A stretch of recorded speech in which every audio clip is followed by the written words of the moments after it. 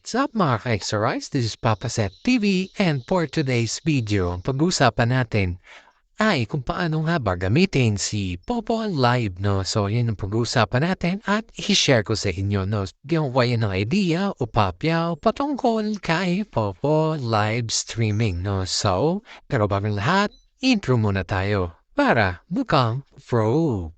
Subscribe now and press the bell icon. Never miss an update.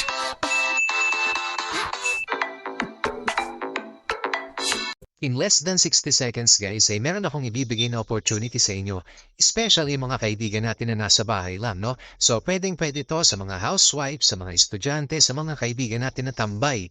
Ngayon, especially alam naman natin na sobrang daming mga tropa peeps natin dyan ang nasa bahay lang, no? So ngayon guys, pinapakilala ko sa inyo ang live streaming app na ito, which is ang Popo Live Streaming app na kung saan nagbibigay ito ng opportunity sa mga kaibigan natin na may talent, no? Especially sa pagkanta, pagsayaw, manigurado sa live streaming app na to, kikita kayo at marami kayong makikilala na bagong kaibigan. At dahil dyan, nag-iwan tayo ng link sa comment section na kung saan pwede kayo mag-register.